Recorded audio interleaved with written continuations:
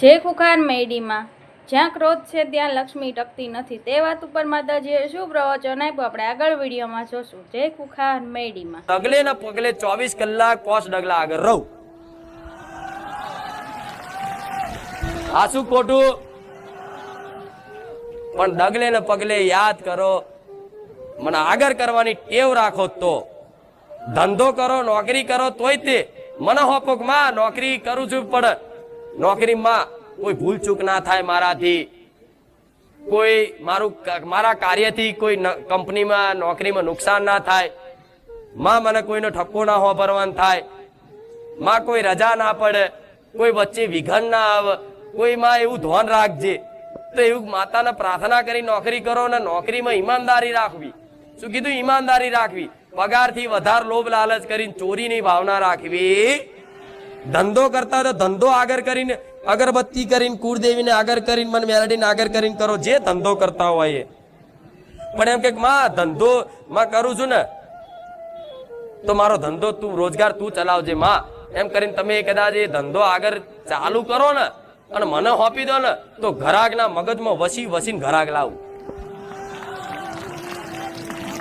અને તમારો સ્વભાવ એવો શુદ્ધ રાખું કે કોકના ફરી તમારા તો આવું કોકના ગમ.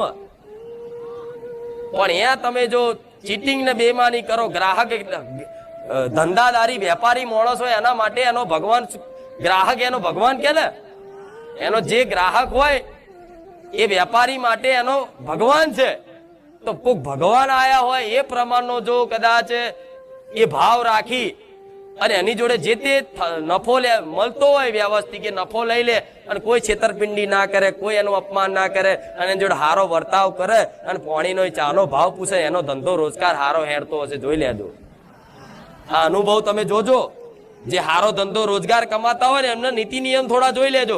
બધા ગ્રાહક જોડે બસ એક ભાવ, ભગવાનનો ભાવ રાખશે કે આવો આવો બેસો, ચા પીવી છે, નાસ્તો કરશો, પાણી પીશો. આ શું ખોટું? એ કડા છે ને, કડા ખરેખરમાં જો ભગવાનને મોનીને માતાજીને આગળ કરીને કરો ને, તો તમારો ધંધા રોજગાર ગોડા હારો હેડે. સ્વભાવના ચીડિયા થઈને બેહો તો તમારા દુકાને કઈક લેવા આવો. હવારમાં મગજ ખરાબ હોય, ગ્રાહક ને ગારો બોલી નાખે. આ શું ખોટું? ત્યાં લક્ષ્મી નહીં ટકતી. જો ક્રોધ છે, જ્યાં ક્રોધ છે ત્યાં લક્ષ્મી ટકતી. જ્યાં ક્રોધ છે, ક્રોધ ખાલી, ક્રોધ બહુ વિનાશકારી, વિપરીત બુદ્ધિ કરી નાખે. ક્રોધ જેની અંદર વધારો હોય, ચીડિયો સ્વભાવ જેનો હોય, એની જોડે બહુ લક્ષ્મી નહીં ટકે. કદાચ ટકશે ને તો ક્યાંક ને ક્યાંક હલવાઈ જશે ગમે તે બાબતે. એટલે તમારો આ ક્રોધ, કામ, ક્રોધ, મોહ, લોભ, ઈર્ષા, રાગ, દ્વેષ, આ બધું છે ને મારે કાઢવું છે. એ છે અંદર. પણ એ ક્યારે નીકળશે? જ્યારે તમે રોજ અહીં આવતા જતા રહેશો, મારી વાતોનું પાલન કરશો, તારે આ બધા કામ, ક્રોધ, મોહ, લોભ રૂપી રહિત થઈ ગયા ને, એટલે આખો સંસાર તમારો, આખી દુનિયા તમારી, સમજી લેજો. આખી દુનિયા તમારી. એનું કારણ શું? કે આખી દુનિયામાં અમારી કેમ નહીં? તો આખી દુનિયામાં માતા બધી જગ્યાએ છે ને, કણ કણમાં, દરેક જીવોમાં છે ને માતા. ભગવાન ગણો, જે ગણો, બધી એક જ દેવી શક્તિ, કે ભગવાનનું એક જ તત્વ છે, એક જ શક્તિ કાર્ય છે. બધાના રૂપ એક. ભગવાને અલગ અનેક રૂપોમાં લીલા કરવા માટે આ રચાયું છે. નહીં તો ભગવાન બધાનો એક જ છે. મારો એ તમારો બધાને, જેમ મારી ઉત્પત્તિ ભગવાનથી થઈ એવી તમારી ઉત્પત્તિ ભગવાનથી જ થઈ છે. આ શું ખોટું? તો કદાચ તમે દીકરા છો, હવે દીકરાની પાછળ એના બાપનું નામ આવી જાય હોય, તે બાપની જેટલી બી મિલકત હોય એ દીકરાના નામે આપે રૂપિયા, એનો હક બને કે નહીં? હું શું કઉ છું સમજો. તમારા ઘેર તમે છો, તમારી પાછળ તમારા પપ્પાનું નામ લખાય છે કે ફલાણા ભાઈ, ફલાણા ભાઈ. તો પાછળ પપ્પાનું નામ આવતું હોય તો પપ્પાની જેટલી મિલકતો હોય એ બધી મિલકત ઉપર તમારો અધિકાર કહેવાય કે નહીં? કહેવાય કે નહીં? તો એવી રીતે પરમ પિતા પરમેશ્વર મારો રોમ છે, જે એને કદાચ પિતા મોની, પપ્પા મોની, બાપ મોની કદાચ યાદ કરશો ને તો એની આખી બનાયેલી આખી સૃષ્ટિ છે એની પર તમારો અધિકાર થઈ જાય, એ નોમની કૃપા. પણ નોમ પાછળ આવે તો કોઈ માતાનું નામ, કોઈ ભગવાનનું નામ, પેલાના નામ જોજો કે ફલાણા દાદાની મેલડી, ફલાણા ભાઈની મેલડી, કે છે ને ફલાણી પેઢીની મેલડી, એના નામની પાછળ મેલડીનું નામ લાગે પેલાના ભુવાજીનું, અને અત્યારે કઈક લગાવે છે હું સોલંકી પેઢીની મેલડી, એટલે મારું નામ સોલંકી પેઢીની પાછળ આવ્યું તો સોલંકી પેઢી મારા દીકરા છે. ઓ જોજો મારી પ્રોપર્ટી હોય, જે મારી જોડે મિલકત હોય, સંપત્તિ હોય, વૈભવ હોય, સુખ હોય, એ તમામ ઉપર મારી વસ્તીનો અધિકાર બને કે નહીં? બને કે નહીં? આપે રૂપિયે માગે કે ના માગે, અધિકાર બને કે નહીં? બને ને. એ ના માગે છતાંય તે મારા હાલવું પડે, કેમ કે એમનો અધિકાર છે. એમણે એમની નોમ પાછળ મારું નામ લખાઈ દીધું. મનથી લખાવાનું, દસ્તાવેજમાં નામ નહીં લખવા, પાછળ લખાવતા નહીં કે મેરડી માતા.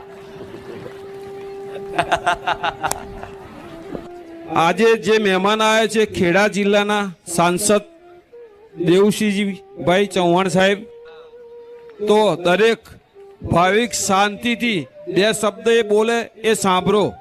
શ્રી રામવાડી મેલડી માતની, બારેજા ધામની મેલડી માતની. આજના પવિત્ર અને મંગલ પ્રસંગે જેમ માતાજીનો હુકમ થાય એમ આજે માએ હુકમ કર્યો ને હું આવ્યો છું. નહીં તો વિચાર તો ઘણા વર્ષોથી કરતો હતો, પરંતુ આજે મને આવવાનો મોકો મળ્યો અને માના આશીર્વાદનો લાભ પણ મળ્યો. મેં મારા જીવનમાં શ્રદ્ધા, અંધશ્રદ્ધા, રિવાજ, કુરિવાજ, સમાજ જીવનના કાર્યકર્તા તરીકે અનેક ધાર્મિક સ્થળોએ ગયો છું, અનેક કથા વાર્તાઓમાં ગયો છું, અનેક મોટા મોટા સંપ્રદાયોના ગુરુને પણ સાંભળ્યા છે. પરંતુ આપણા વેદ પુરાણના એવા અઘરા જ્ઞાનને સરળ ભાષામાં લોકભોગ્ય બનાવીને સમાજને સાદીને સરળ ભાષામાં જો કોઈએ સમજાવતું હોય તો આપણી આ માયાળુ માં મેલડી સમજાવે છે. અને તદ્દન નિસ્વાર્થ ભાવે, પૂરા પ્રામાણિકપણે. કારણ કે વર્તમાન સમયમાં આપણે અનુભવીએ છીએ કે લોકો લોભ, લાલચ, અહંકારની એવી યાત્રાએ નીકળ્યા હોય છે કે મોટા મોટા મંદિરો, સ્થાનક કે સંપ્રદાયો બનાવે. પરંતુ આ માના મનમાં એવો ભાવ છે કે મારી સમાજ, મારી પ્રજાનું કલ્યાણ થાય, મારા રાષ્ટ્રનું કલ્યાણ થાય, અને રાષ્ટ્રના કલ્યાણ માટે કામ કરતી આપણી આ માના આશીર્વાદથી વ્યક્તિનું પરિવર્તન. જે રીતે એમની વાણી સાંભળીને મને એવું લાગ્યું કે જે અવગુણો આપણા છે, જે વ્યસનો છે, અહંકાર છે, સમાજમાં જે પ્રકારે આપણી કુરીતિઓ ચાલે છે, ત્યારે સમાજમાં વ્યક્તિનું પરિવર્તન અને વ્યક્તિના પરિવર્તન થકી બૌદ્ધ સમાજનું પરિવર્તન અને સમાજના પરિવર્તનથી રાષ્ટ્રનું, સનાતન ધર્મની સાચી દિશાનું પરિવર્તન અહીંયા આપણે જોઈ શક્યા છીએ. નહીં તો લોકો જે પ્રકારે અંધશ્રદ્ધામાં રહેતા હોય છે અને જે પ્રકારે પોતાના અહંકાર, પોતાની લાલચ, પોતાના લોભ અને એ સમાવવા માટે જે પ્રકારે લોકોને ડરાવતા હોય છે, ત્યારે આપણી આ બારેજા ધામની, આપણી આ માયાળુ મેલડી આપણને આશીર્વાદ આપે છે. અને આજથી સાચા અર્થમાં હું તો કહું છું કે માં, લોકો આપણે ખૂંખાર મેલડી માં તરીકે કહેતા છે, પણ આજનો મારો અનુભવ છે કે માં તારા જેવું માયાળુ કોઈ નથી. આ માયાળુ મેલડી માં છે, આપણને બધાને આશીર્વાદ આપે છે.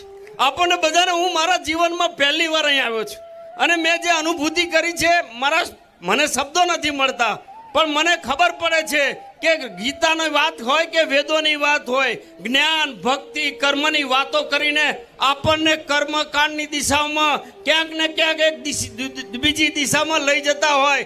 ત્યારે સાચી વાત કહીને મક્કમતાથી શ્રદ્ધાની શક્તિ કેવી હોય એનું દ્રશ્ય આજે બારજા ધામમાં આપણે જોઈ શક્યા છે.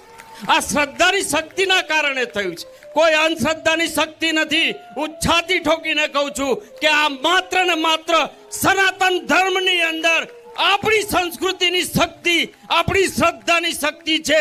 અને એટલે સ્વયંભૂ આ લાખો લોકો અહીંયા પોતાની સ્વયંભૂ આવી અને માના ચરણે આવે છે અને થાય એ સમાજની સેવા કરે છે, પરિવારની સેવા કરે છે. સાચું જ્ઞાન માતાના ચરણોમાં મળે છે. માં, આજે મારો પણ ભાગ્યશાળી દિવસ છે.